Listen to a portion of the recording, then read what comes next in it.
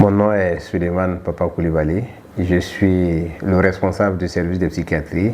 Je suis enseignant-chercheur, maître de conférence à l'université et psychiatre. Enchanté. Merci. En tant que psychiatre, c'est quoi la dépression?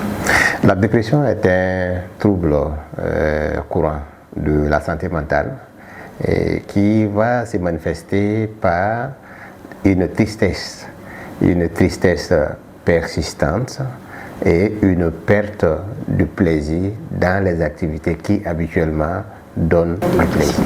Alors, les causes les plus courantes de la dépression, on va dire que c'est déjà un trouble qu'on dira dans le jargon de la psychiatrie qui est multifactoriel. C'est lié à plusieurs facteurs à la fois.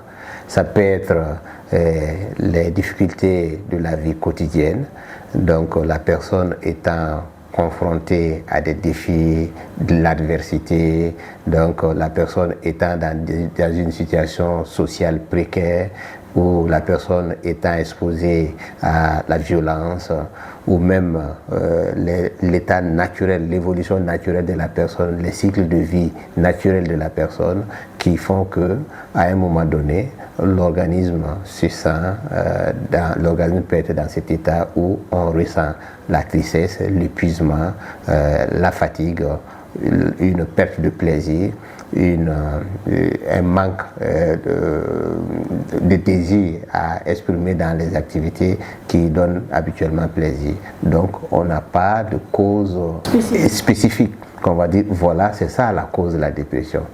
Ce qui peut être un facteur, ça veut dire que cette situation, donc d'autres personnes peuvent être exposées à la même situation qu'une autre personne, mais qui n'en déprime pas.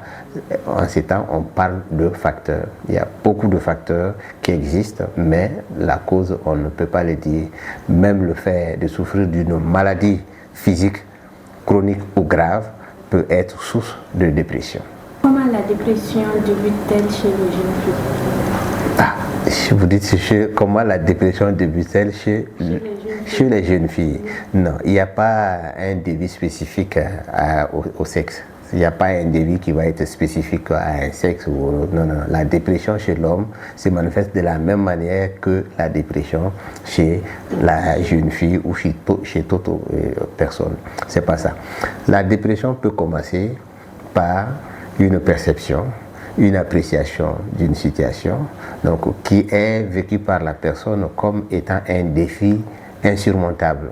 Et le fait que l'organisme, le fait que le mental s'est représenté dans une situation insurmontable, donc on peut entraîner une tristesse, les idées de désespoir, les idées de dépréciation de soi, et les idées de dévalorisation, ou même des idées de culpabilité, donc se dire que je suis coupable de, alors que la personne n'a pas eu de responsabilité sur les faits, n'a pas eu de capacité sur les faits, ou avoir l'impression que je ne vaux rien, la dépréciation de sa personne, et la dépréciation de son environnement, de sa situation, la dévalorisation, et voilà qui va être manifeste à la dépression.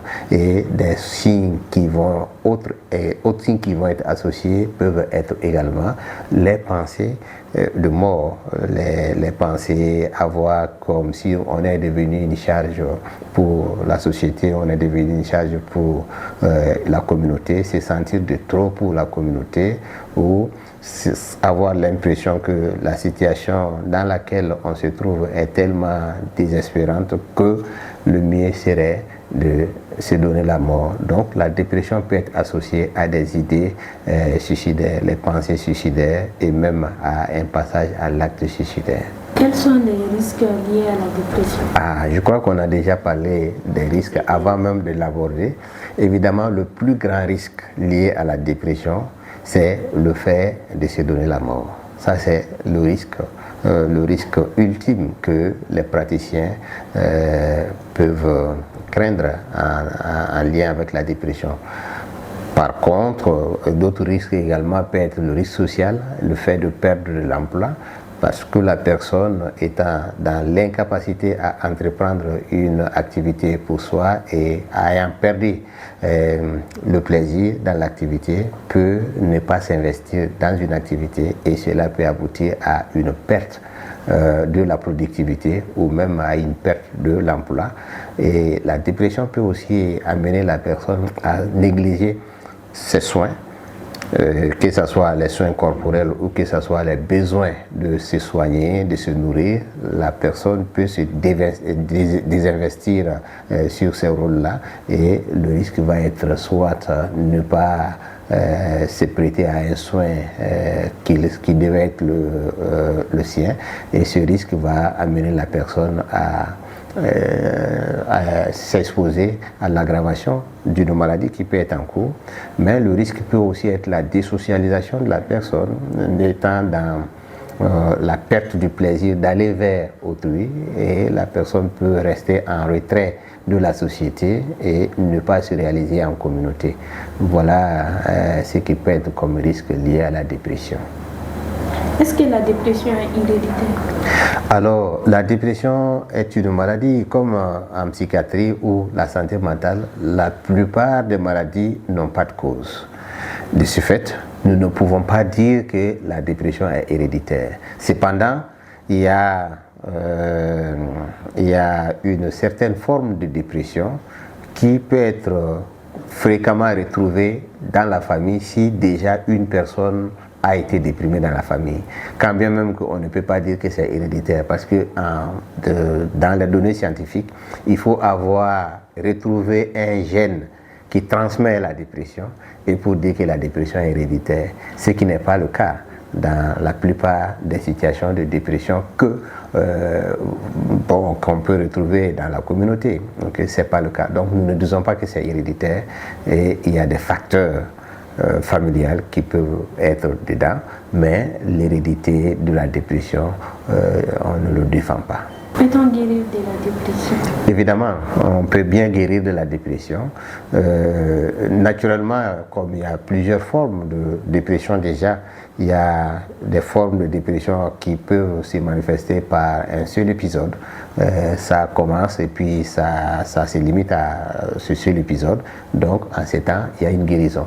Mais il y a aussi des formes qui peuvent faire des rechutes, donc une réémergence de l'épisode. Ça peut commencer cette année, la personne peut guérir quelques mois après un traitement et ensuite elle peut rechuter. Mais tout comme il y a aussi d'autres formes qui peuvent persister dans les états de dépression chronique qui peuvent durer, mais dans la majeure partie des cas, les gens guérissent de la dépression.